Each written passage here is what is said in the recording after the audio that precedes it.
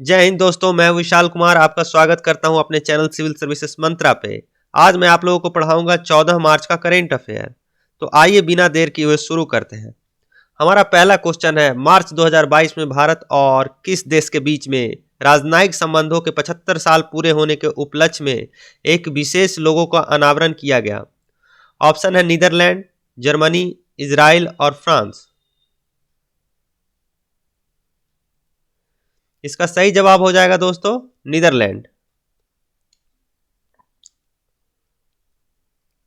तो मार्च 2022 में भारत और नीदरलैंड के बीच राजनयिक संबंधों के 75 साल पूरे होने के उपलक्ष्य में एक विशेष लोगो का अनावरण किया गया। लोगो में एक कमल और एक ट्यूलिप दोनों देशों के राष्ट्रीय फूल हैं। ये जो लोगो बनाया गया उसमें दो फूलों का कॉम्बिनेशन है। एक फूल है ट्यूलिप का और एक है कमल का। लोगों के बीच में चक्र दोस्ती के बंधन को दर्शाता है। एक चक्र है जो दोस्ती के बंधन को दर्शाता है। नीदरलैंड ने भारत को 3000 ताजे ट्यूलिप भेंट किए जो जवाहरलाल नेहरू भवन के बगीचों में लगाए गए थे। नीदरलैंड की राजधानी है एम्स्टर्डम और मुद्रा है यूरो। वहां के प्रधानमंत्री हैं मार्क रूट। आते हैं अपने नेक्स्ट सवाल के ऊपर।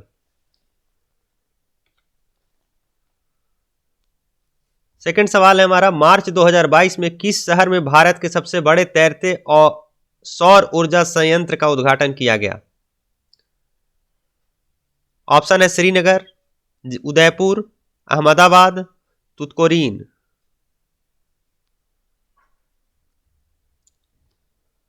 इसका सही जवाब हो जाएगा तुतकोरीन।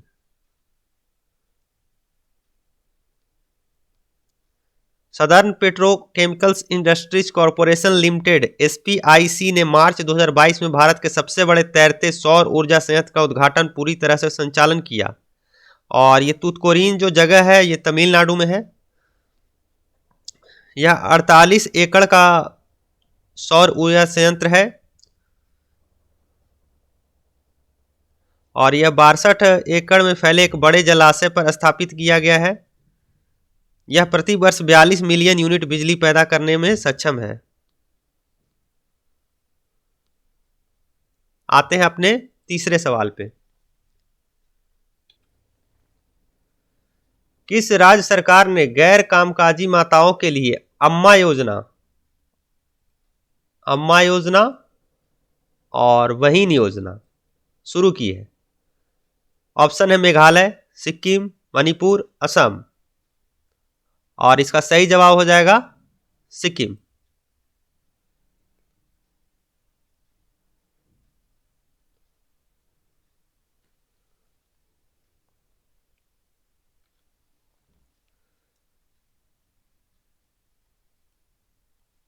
Sikkim is the right answer. Sikkim सरकार गैर कामकाजी माताओं के लिए अम्मा योजना और छात्राओं के लिए वाहिनी योजना लागू करेगी। अम्मा योजना के तहत राज्य की सभी गैर कामकाजी माताओं को उनके बैंक खातों में सालाना 20,000 रुपये मिलेंगे। वाहिनी योजना में राज्य सरकार कक्षा 9 और उससे ऊपर की छात्राओं को निःशुल्क सैनिटरी नैपकिन प्रदान करेगी। निम्नलिखित में से कौन मार्च 2022 में भारत की 23वीं महिला ग्रैंड मास्टर बनी है। ऑप्शन है तानिया सचदेव, कोनेरू हम्पी, पद्मिनी रूट, प्रियंका नूटक्की। और इसका सही जवाब हो जाएगा फ्रेंड्स प्रियंका नूटक्की। प्रियंका नूटक्की ने MPL 47वीं राष्ट्रीय महिला शतरंज चैंपियनशिप में अपना अंतिम WGM महिला ग्रैंड मास्टर मानदंड हासिल किया। उन्होंने 7/9 स्कोर किया। 2 मार्च 2022 को भारत की नवीनतम महिला ग्रैंड मास्टर बनने के लिए 2348 पर प्रदर्शन किया।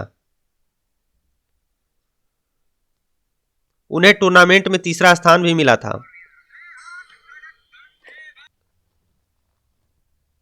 अब आते हैं नेक्स्ट सवाल पे। निम्नलिखित में से किसे दूर संचार विवाद निपटान और अपीलीय न्यायाधिकरण TDSAT के अध्यक्ष के रूप में नियुक्त किया गया है। ऑप्शन है John G. Roberts, Rajesh Bindal, Prashant Kumar, DN Patel. इसका सही जवाब हो जाएगा फ्रेंड DN पटेल।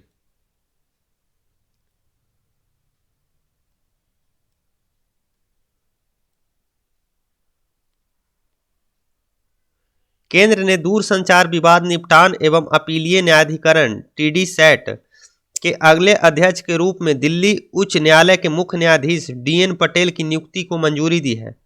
न्यायाधीश पटेल वर्तमान TDSAT अध्यक्ष न्यायाधीश शिव कीर्ति सिंह की जगह लेंगे। वह 4 साल की अवधि के लिए अगले आदेश तक जो भी पहले हो TD सैट के अध्यक्ष के पद को संभालेंगे।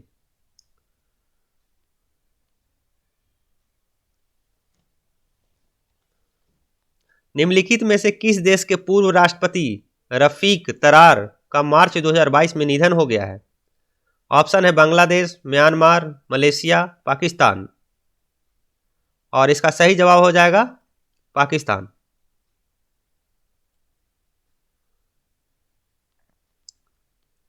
1997 से 2001 तक देश के राष्ट्रपति के रूप में कार्य करने वाले सुप्रीम कोर्ट के पूर्व न्यायाधीश रफीक तरार का मार्च 2022 में निधन हो गया। उन्हें तत्कालीन प्रधानमंत्री नवाज शरीफ ने मनोनीत किया था। उन्हें 1991 से 94 तक सर्वोच्च न्यायालय के न्यायाधीश के रूप में कार्य किया था। उन्होंने 6 मार्च 1989 से 31 अक्टूबर 1991 तक लाहौर उच्च न्यायालय के मुख्य न्यायाधीश के रूप में भी कार्य किया था।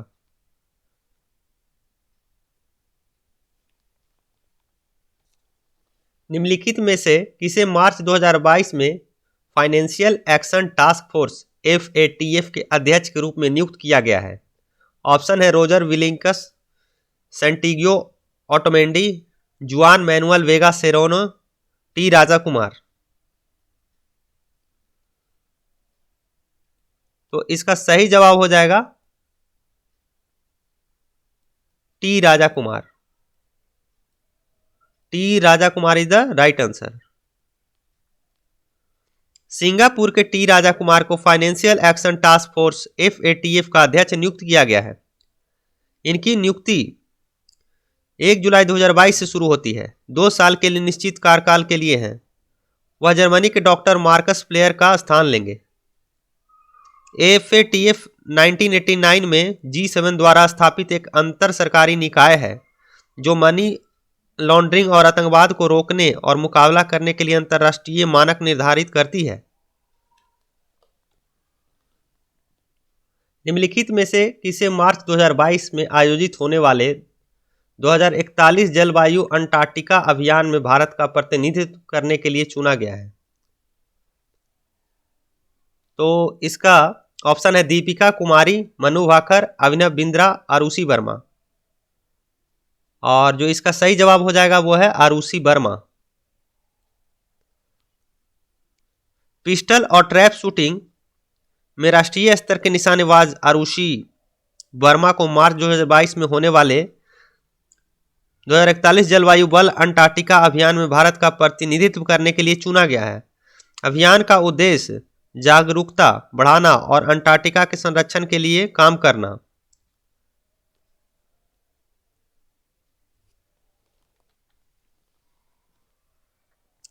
निम्नलिखित में से किस म्यूचुअल फंड कंपनी ने मार्च 2022 में एक विशेष एंड टू एंड महिला नेतृत्व वाली वित्तीय सशक्तिकरण पहल लक्ष्मी फॉर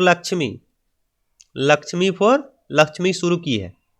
ऑप्शन है ICICI prudential mutual fund, LIC mutual fund, axis mutual fund, HDFC mutual fund. और इसका जो सही जवाब हो जाएगा वो हो जाएगा HDFC mutual fund. HDFC mutual fund ने एक विशेष एंड टू एंड महिलाओं के नेतृत्व वाली वित्तीय सशक्तिकरण पहल लक्ष्मी फॉर लक्ष्मी की घोषणा की है। यह एक अनूठी मिस्ड कॉल सेवा के माध्यम से महिला निवेशकों को उनके निकट एक महिला वित्तीय विशेषज्ञ से जोड़ेगा। महिला वित्तीय विशेषज्ञ महिला निवेशक के प्रश्नों का मार्गदर्शन और समाधान करेगी। उदाहरण के लिए म्यूचुअल फंड में क्यों और कैसे निवेश करें, SIP के लाभ आदि। आते हैं अपने 10वें सवाल के ऊपर। हाल ही में कौन सी IPL फ्रेंचाइजी देश की पहली स्पोर्ट्स यूनिकॉर्न कंपनी बन गई? और इसका ऑप्शन है Rajasthan Royals, Delhi Capitals, Sunrisers Hyderabad, Chennai super Kings. और इसका जो सही जवाब हो जाएगा वो है Chennai super Kings. Chennai super Kings देश का पहला स्पोर्ट्स यूनिकॉर्न बन गया है जिसका मार्केट कैंप 7600 करोड़ रुपए के उच्च स्तर को छू गया और ग्रेट मार्केट ट्रेडिंग में 210 से 225 रुपए के प्राइस बैंड में इसकी हिस्सेदारी है। महेंद्र सिंह धोनी की अगुवाई वाली सीएसके ने दुबई 2021 में अपना चौथा आईपीएल खिताब जीता। अब इसका मार्केट कैप अपनी मूल इकाई इंडिया सीमेंट से ज्यादा है। आते हैं अपने 11 सवाल के ऊपर। किस दिन को नदियों के लिए अंतर्राष्ट्रीय कार दिवस के रूप में मनाया जाता है? ऑप्शन है 8 मार्च, 3 मार्च, 1 मार्च, 14 मार्च। और इसका जो सही जवाब है वो हो जाएगा 14 March. International day of action for rivers is observed on March 14 every year. तो इसको याद कर लीजिएगा। चलते हैं अपने अगले सवाल के ऊपर।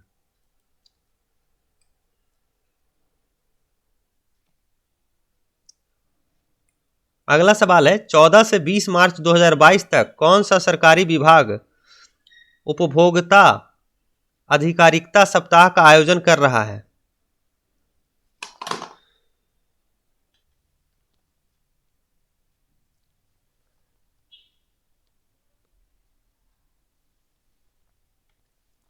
इसके ऑप्शंस है वाणिज्य विभाग, अंतरिक्ष विभाग, सामाजिक न्याय और अधिकारिता विभाग, उपभोक्ता मामले विभाग। तो इसका जो राइट आंसर हो जाएगा दोस्तों उपभोक्ता मामले विभाग। उपभोक्ता मामले विभाग द्वारा 14 से 20 मार्च 2022 तक उपभोक्ता आधिकारिकता सप्ताह का आयोजन किया जा रहा है। उद्घाटन के 75 गांवों में ग्रामीण आउटरीच कार्यक्रम आयोजित किए जाएंगे। 16 से 17 मार्च 2022 को ई कॉमर्स पर वर्चुअल कॉन्फ्रेंस का आयोजन किया जाएगा। माई गॉव के सहयोग से एक प्रदर्शनी का आयोजन किया जाएगा जिसमें सभी प्रतिभागी भाग ले सकते हैं।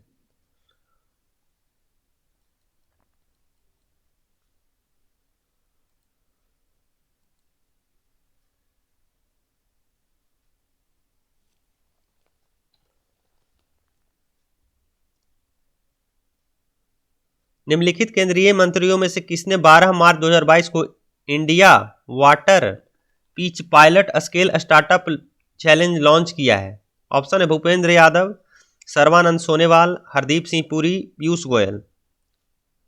और इसका सही जवाब हो जाएगा हरदीप सिंह पुरी। केंद्रीय आवास और शहरी मामलों के मंत्री हरदीप सिंह ने 12 मार्च 2022 को India water pitch pilot scale startup challenge launch किया है।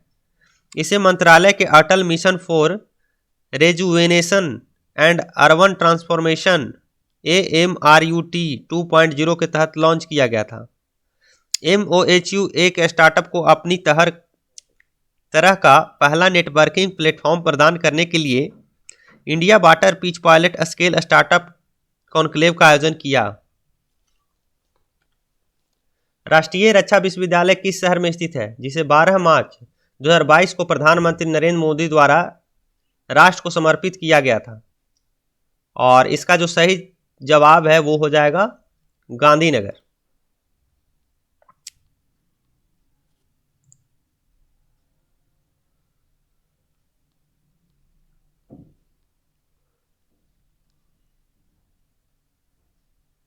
ये defence university of nation PM Narendra Modi द्वारा 12 मार्च को डेडिकेट किया गया।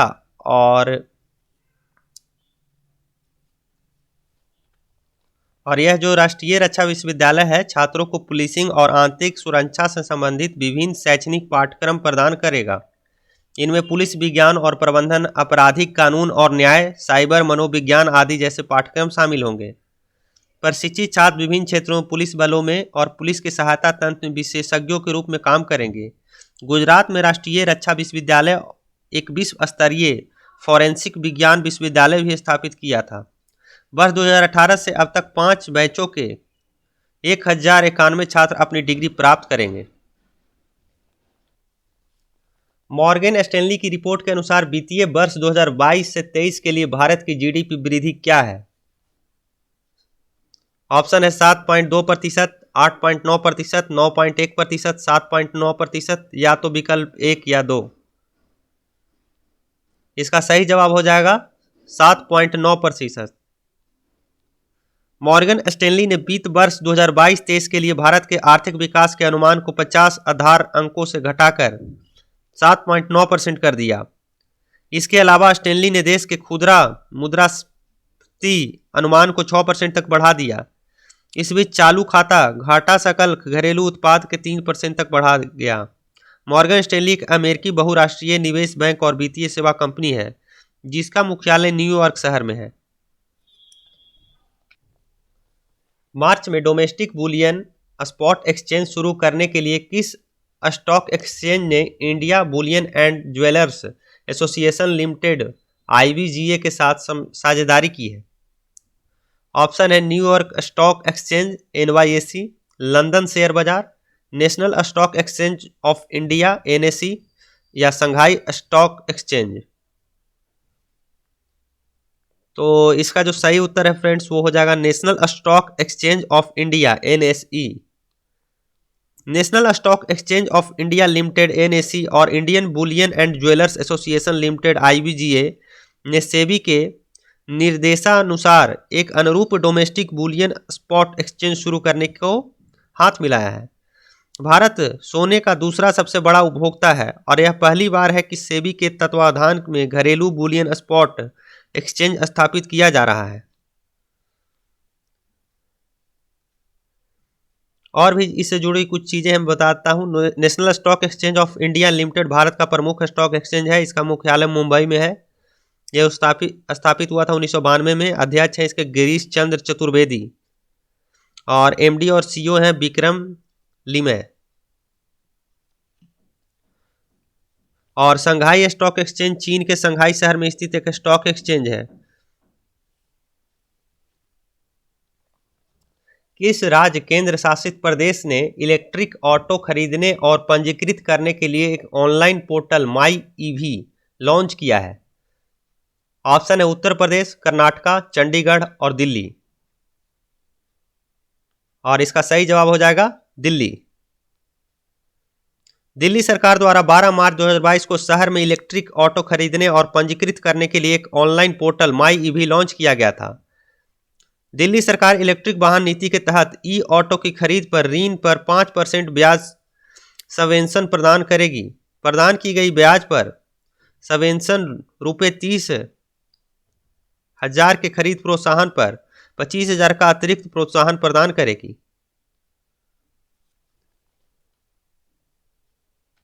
ये बहुत ही दिलचस्प क्वेश्चन है। किस भारतीय क्रिकेटर ने मार्च 2022 में कपिल देव के किसी भारतीय द्वारा सबसे तेज टेस्ट अर्धशतक बनाने का 40 साल का पुराना रिकॉर्ड तोड़ दिया?